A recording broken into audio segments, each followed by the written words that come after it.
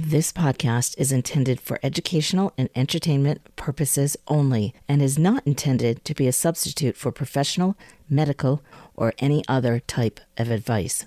As a listener, you must use your own judgment and interpretation when applying the content of this podcast.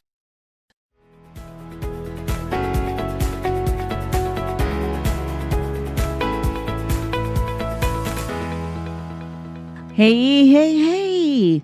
Welcome to Boldly Authentic with Cynthia Fontaine. I am so happy to be here with you. This is the second episode of the new launch of the show. It's been, as I said, a minute since I've been on the waves, on the air, and I am really happy to be back.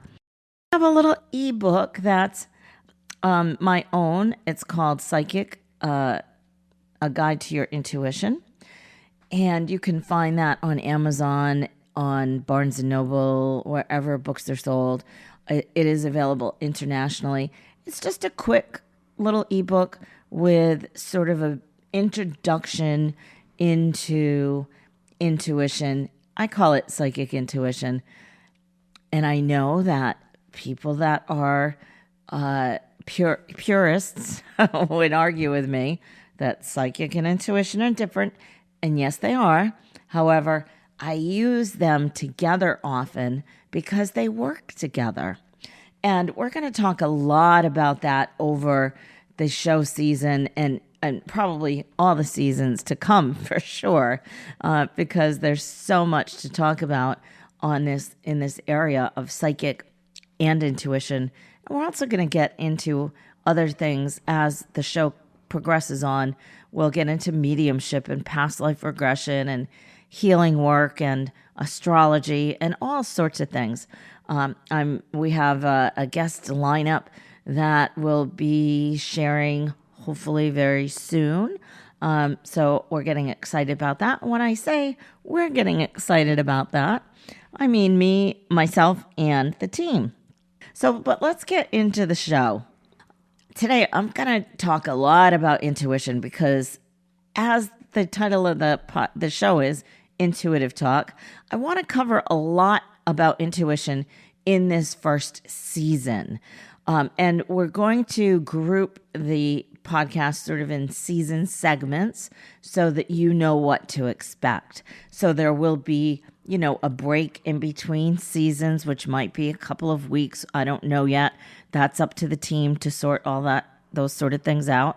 I have a specialist who does all that. And but this season, we're focusing on intuition. What is it? Who has it? Have you ever experienced it? Listen, you've experienced intuition. I can guarantee you 100%, because every human on the planet, no matter what race, what culture, what nationality, what religion, everybody has intuition. If you are a human being, breathing, heart beating, you have intuition.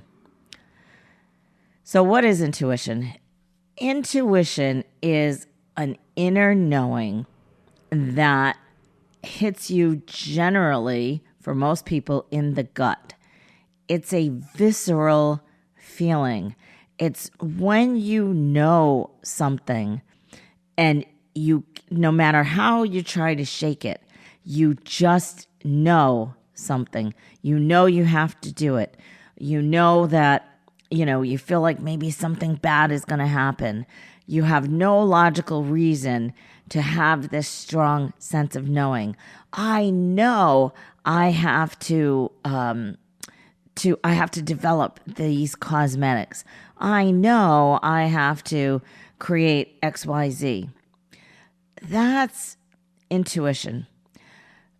It's interesting because the mind is the only organ in the body that does not have an intuitive center. That is correct. And who do we leave in charge of all the decisions in our lives? The mind. So better is to learn how to work with your intuition and bring your intuition and your mind to work together in harmony. Now, the heart also has its own intuition, and in some research or in some cultures, they actually say the heart has its own brain waves. And if you look at heart math and heart entrainment, you'll see how the heart and the mind can become entrained and they work harmoniously. There's been lots of scientific research on that. So go check that out if you're kind of a science person or you like to see graphs and details and all that sort of stuff.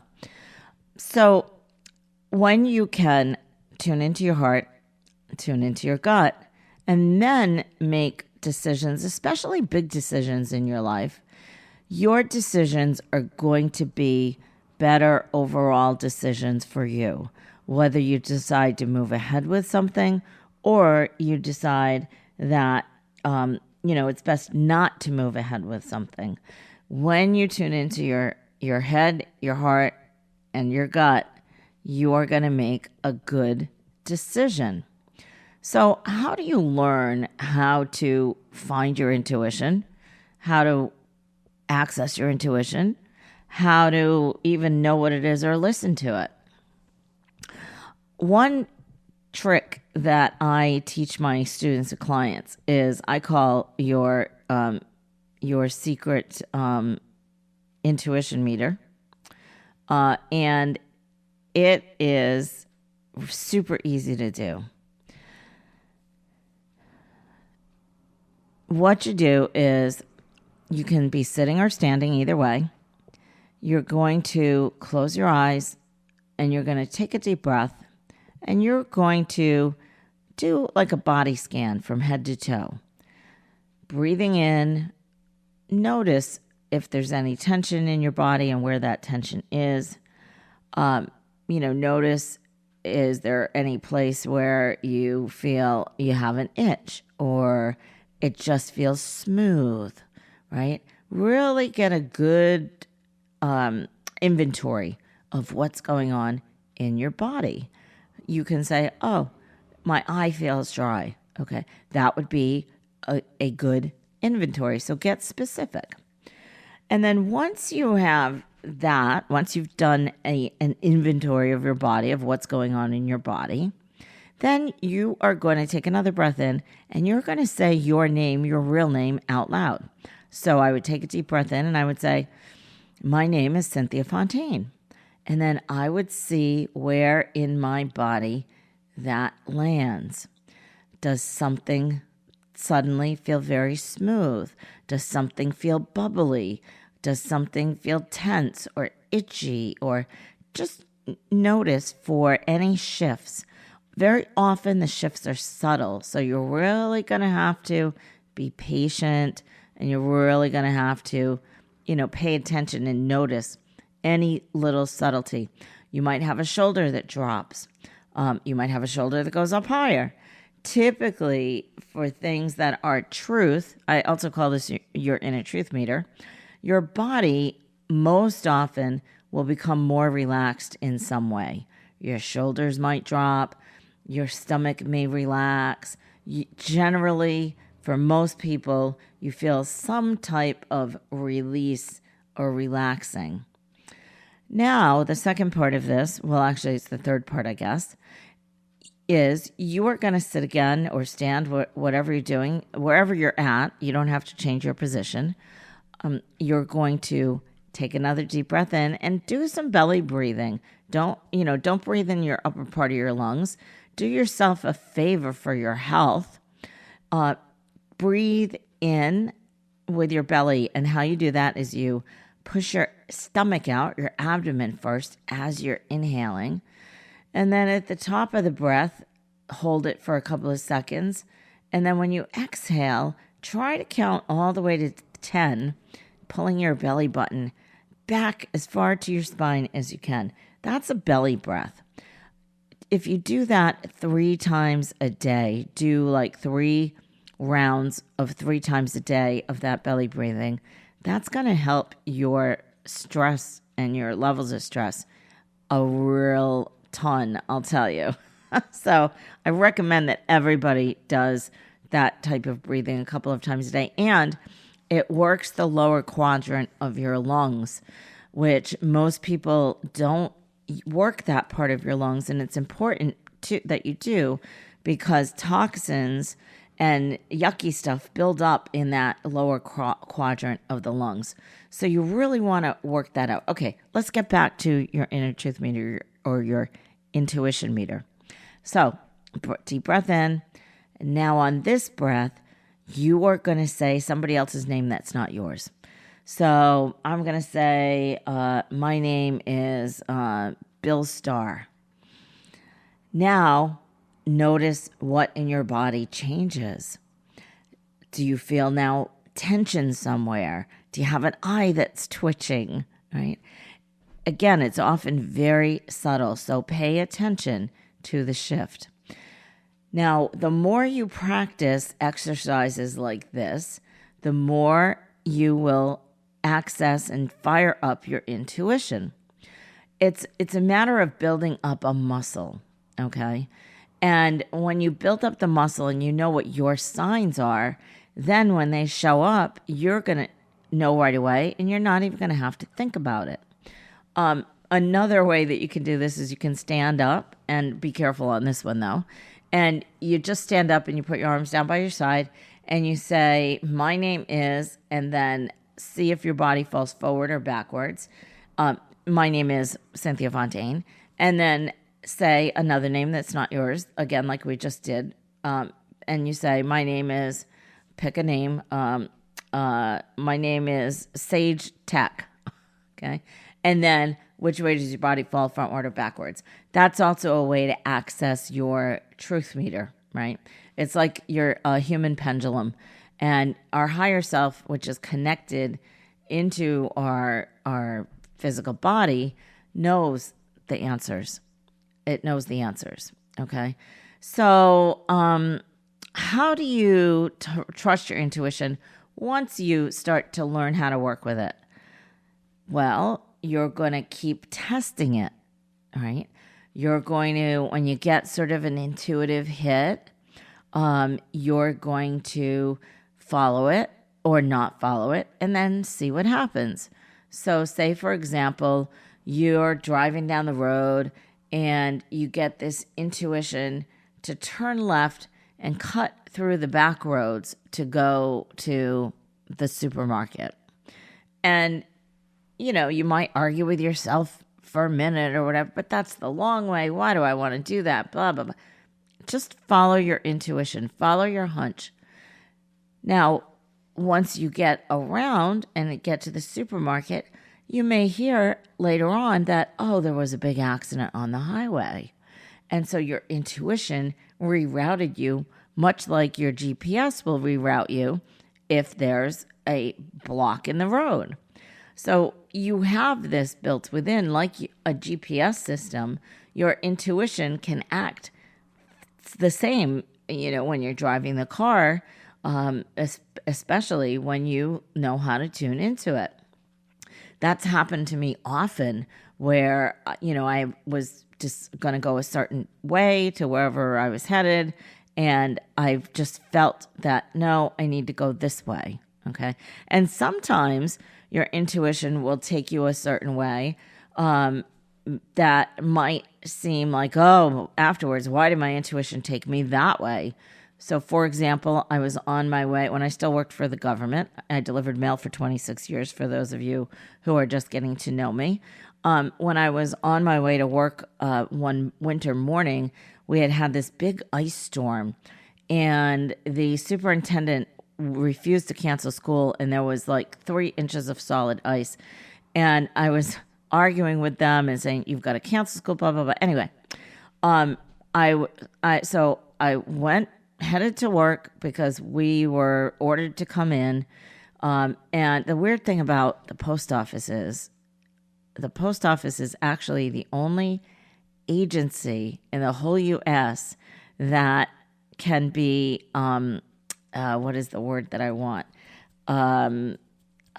Drafted in the case of an emergency as emergency workers. Isn't that crazy?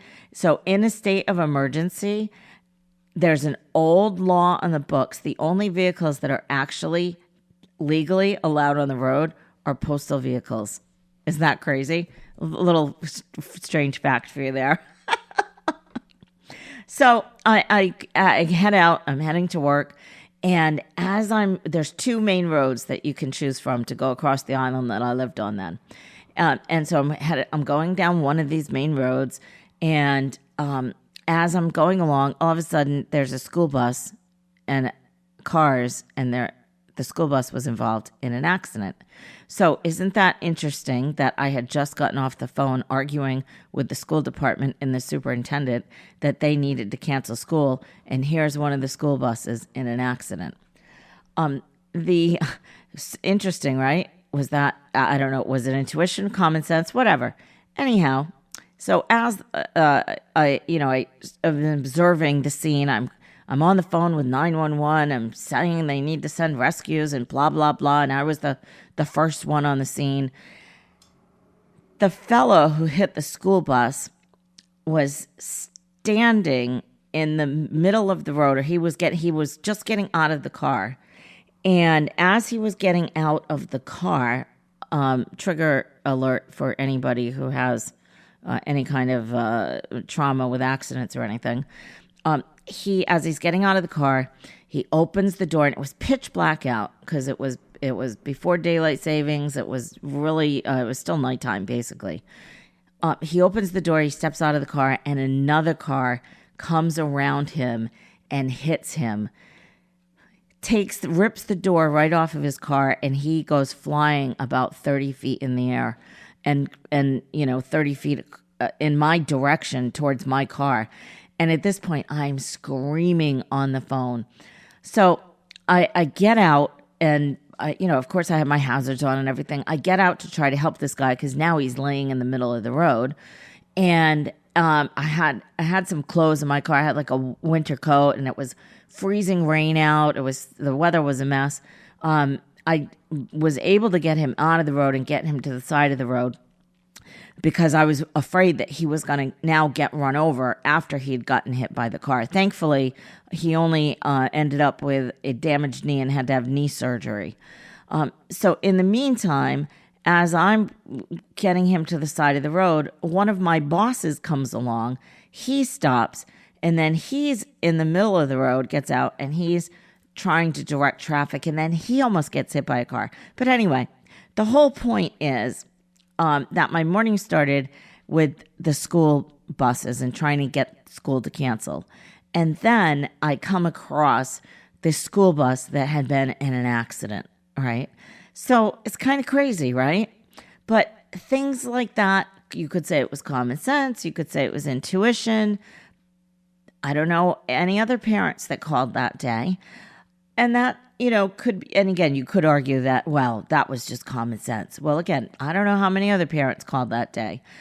They did end up canceling school after that school bus accident that morning, but it took that accident for it to happen.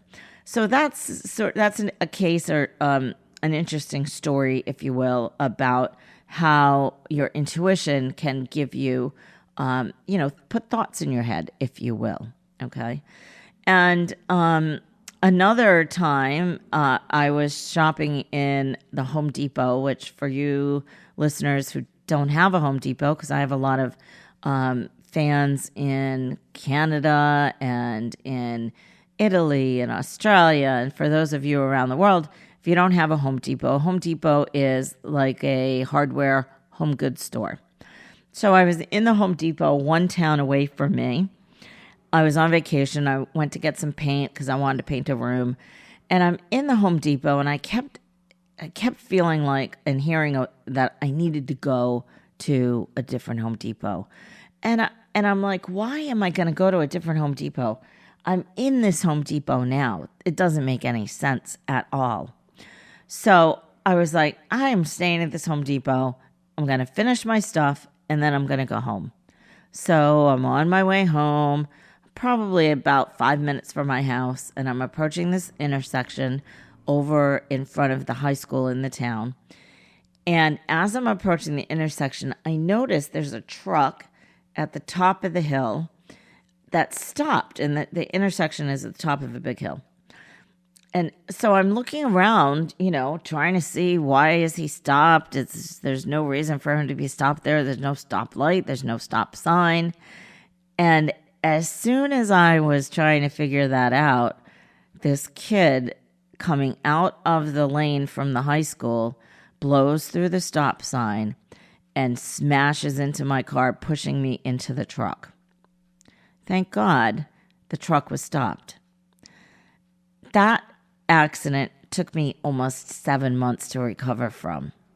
Now, had I followed that guidance, that intuition, if you will, and just left that Home Depot and gone to the one in the other town, I wouldn't have been in that accident.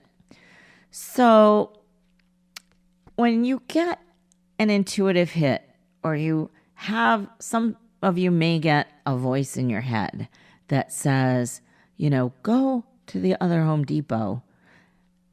Start to learn to trust. And how do you how do you build up trust is you follow it, and then you see the success by following it. Okay? That's how you build up your intuition. You get the intuition, and then you follow it. You get the intuition, and you follow it. And notice, when you get the intuition and you don't follow it, what happens? Because I can tell you that with certainty in my own life, when I have not followed my intuition, like that day with the car accident, big things often happen for me. So you might not have something so drastic happen, but you definitely want to start working with your intuition and learning to follow that. Now, you can also use your intuition for other people, for investments, to follow your intuition to apply for a job that maybe you don't quite qualify for, but yet something inside of you, you're getting that gut feeling, you do your body test, it's saying apply for it, apply for the job, right? So practice building up your intuitive muscle. Now, how do you tell the difference between intuition and wishful thinking? Well, wishful thinking isn't going to give you any visceral feeling in your body. And it won't give you like this strong pull, like, I know I have to do this, okay? Wishful thinking is more like an idea might pop into your head, and it might be something like, oh, I'd really like to live at the beach. Well, maybe you don't have the resources to live at the beach right now. So is it intuition and you start looking for a house on the beach? Or is it wishful thinking? Well, it'll be wishful thinking if there's no oomph behind it, right? There's no visceral feeling. You don't feel it in your body. You do your intuitive test meter, right? Your truth meter. And that doesn't show, it shows tension instead of relaxation. Though that is the difference between wishful thinking and intuition. Wishful thinking won't have a lot of energy behind it. A strong intuitive hunch will have some oomph. It'll have some energy behind it. Now, what are some of the things that can block your intuition? Drug use, alcohol, eating a lot of food that has chemicals in it or sugar. If you eat a lot of dairy or meat or processed foods that have a lot of hormones or antibiotics, that can block your intuition. Not living sort of like an honest type of life. If and you may know somebody like this who isn't the most honest person, and they maybe don't always tell the truth. Maybe they cheat people, So if you're dishonest, if you're not living life on a sort of higher level, your intuition might be a little skewed. So those are some things that can be obstacles or block your intuition. Also being headstrong can block your intuition. If you're really left-brained and you need the facts, how the heck did that go? It was Hawaii 5-0, but just the facts. I don't remember the whole phrase, how that went. But if you're really headstrong, then that can also block intuition. That can be an obstacle because you're going to want to have the facts. You're going to want to have some proof. I'm not following that intuition. You show me why I should follow it, right? So your own obstacle, basically, in a case like that. Ways that you can trust your intuition, again, is to get an intuitive hit and follow it, and then start building up your positive reinforcement from following your intuition and getting good results. And also, when you don't follow your intuition and you don't get the results that you want, that's actually building up your intuition muscle, right? Whether you get negative or positive, as long as if you follow it and it comes out good, great. If you don't follow it and something doesn't go the way you want, great. You're still practicing your intuition. So a great way to start listening to your intuition is by doing that little exercise that we did. And even better to add on top of that is meditation. And I hear from so many of you, I can't meditate. My mind never stops thinking. It's too hard for me to sit. I don't have time. Those are all the very common reasons that I often hear from people of why they can't meditate. Everybody can meditate. And yes, that means you too. You can meditate. Why do I say that? Because I was one of those people who didn't think I could meditate. And I've worked with thousands of people who say, I can't meditate. And it doesn't take them long to learn how to meditate. So, a couple of important things with meditation. One, your mind is never going to stop thinking. It's just geared to have, I forget how many thoughts a day. And 90% of those thoughts are the same thoughts over and over again. So your mind is not meant to stop having thoughts. The key is the gap in between the thoughts. So if you've been somebody who's struggled with thoughts and you're arguing with the thoughts, I'm not supposed to be thinking, get out of my head, etc., etc.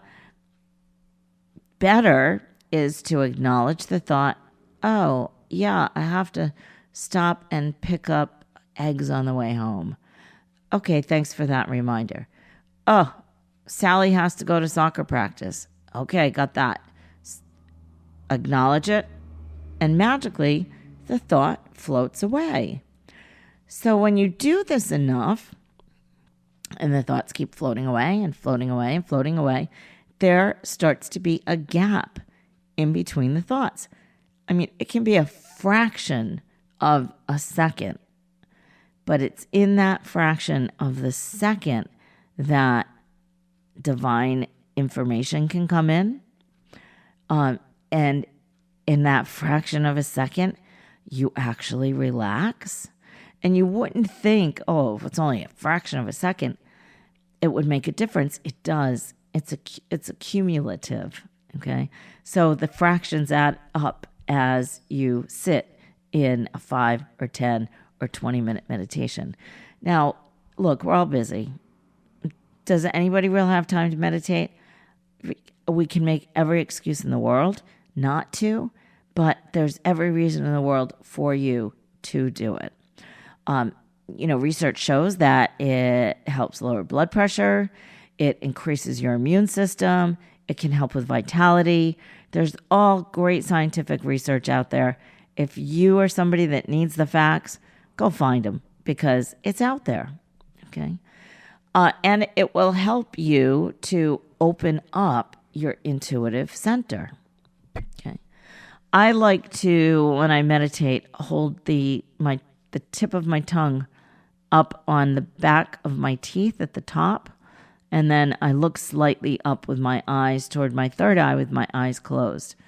And I also do another technique where I actually visualize the heart connecting in with that point behind the teeth at the top, the top row of your teeth. There's a little dent there, up to the third eye, and then out the crown. So if you want to try that little visualization, try it out. See if that helps you. Now, you can do guided meditations, or you can do music or crystal bowls or whatever. Doesn't have to be a guided meditation. I like to do a mix of both, and I recommend that you try a mix of both as well. You can actually, if you go to my website, there is a link there for iAwake, and I think there's some free tracks that you can download, and I think there's also a discount, but I'll have to get Elise to tell me on that what's available. But there is something on my website available from iAwake. I've been using iAwake meditations probably now for about 6 years, maybe 5 or 6 years, and they're really, really fantastic. And my colleague and mentor Colette Barron-Reed turned me on to them, and she actually has worked with them and has done some meditations for iAwake in conjunction with them. So go check that out on my website. And one meditation that I really, really like a lot. It is the only meditation that I have ever done in my many years of meditating that my mind actually has gone blank. And that is called Eco Meditation by Dawson Church. You can find it on YouTube. It's only about 10 minutes long. If you have a busy mind, go try that one out, because that one really works fantastic for me. Okay, so let's see. I'm just looking at my list here to see what else I want to cover today as far as intuition goes. So I've talked about, how you can develop your intuition. How do you know the difference between wishful thinking and intuition? What are some of the obstacles that would block your intuition? We've talked about that. And how does intuition help? What's the role in intuition in helping you with decision making in your everyday life? Well, I gave you some examples earlier in the show about the car accident that I had. If I had followed my intuition to go to a different store, I wouldn't have been in that car accident.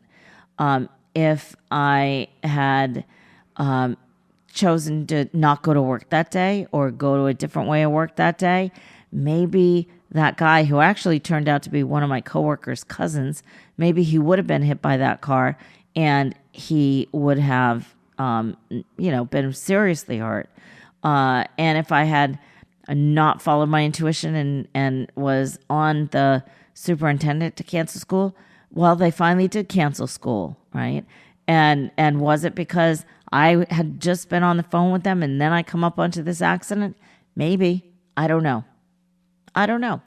But those are just two quick examples of times when my intuition says, hey,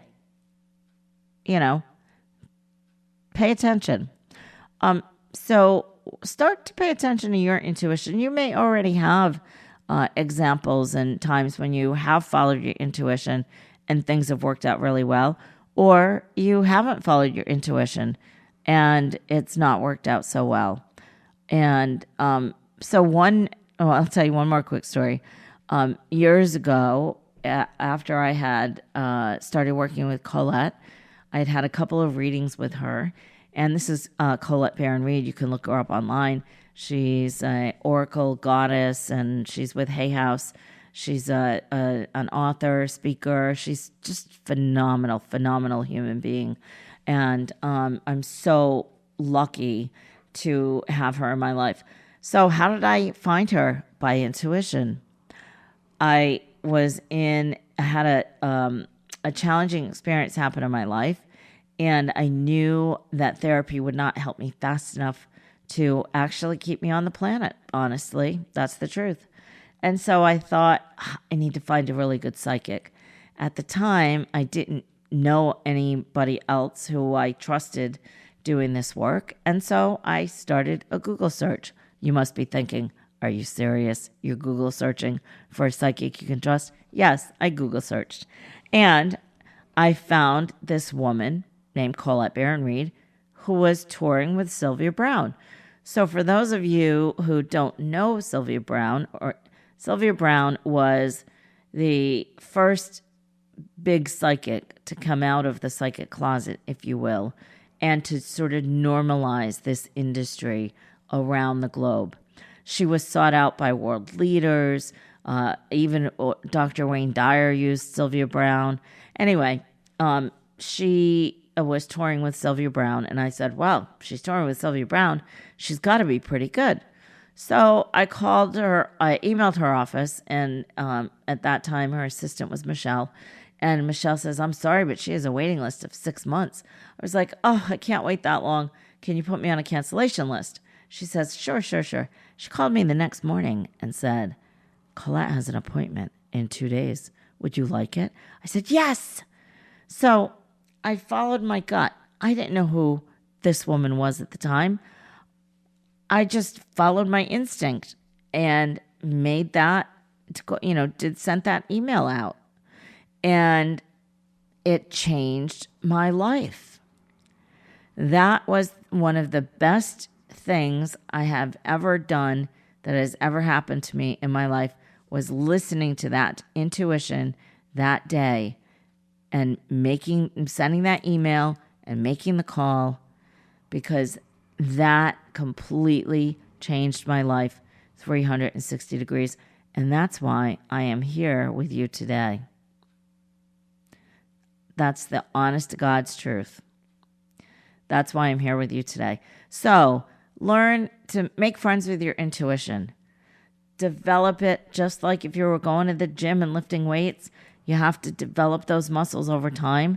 You're not just going to pick up a 50-pound weight and all of a sudden have muscles. You have to work up slowly, right? Do a lot of repetitions. Well, to build muscle, you do less repetitions or more weight, depending on if you're going for bulk. If you're not going for bulk, then less weights, more repetitions. But either way, to build up your strength, you have to lift the weights. You have to go to the gym. So intuition is the same. To build up that intuition muscle, you gotta work it out. So go practice this week and let me know how it goes in the comments. Let me know on Instagram or on Facebook, my social media. Let me know how it goes. And if you have any questions, you can send those in to Cynthia at cynthiafontaine.com. Questions that you would like me to talk about on the podcast. Now, these are not reading questions. These are questions regarding anything in the realm of intuition, psychic development, mediumship, etc., oracle cards. This is not, hey, can you tell me what my future is, or can you give me a reading? No. That's the answer. No. I can do that, but you have to book a session for that, which you can actually do on my website, cynthiafontaine.com. And I actually, because this is a brand new podcast, for a limited time, I'm going to offer a discount coupon for you all for if you book a session with me. Use the code podcast, and that'll get you a little bit of a special rate. All right, everyone. I hope that you have gotten some value out of my chitter-chattering, blabbing away, talking today. I hope there's some value. I hope you've enjoyed it. And again, I'd love to hear from you. I'd love to see your questions. So please send them in to Cynthia at cynthiafontaine.com. The team will take a look at those, and then I will answer questions as they come in on the podcast. as long as they're pertaining to generalized questions. All right, everyone, be well. Take good care. Thanks so much for tuning in. Please follow the podcast. Also share it with your friends. Follow me on my social media channels and share that with your friends too. Also, a quick note, if you are not on Clubhouse, you want to get on Clubhouse, what are you waiting for? It's a drop-in audio app. Go download it and follow me on Clubhouse and join my clubs. All Things Psychic is the main one right now. We are on there typically about once a month. Sometimes we do pop-up rooms, so we are sometimes in there more often. But there's a couple, 2 years or something, or a year plus of archived shows you can go listen to. There's one in there with Tiffany Haddish, so go check it out. If you're not on Clubhouse, what are you waiting for? Okay, everyone. Thanks so much for tuning in. Love you. Be well. Peace out. See ya somewhere soon. This podcast was produced by Alchemy of the Earth Inc. at cynthiafontaine.com. Producer Elise Spizak. Media Relations LJ Rank. Director Ryan Fontaine. And sound engineer David Breton. Please subscribe to patreon.com/boldlyauthentic for exclusive membership bonuses.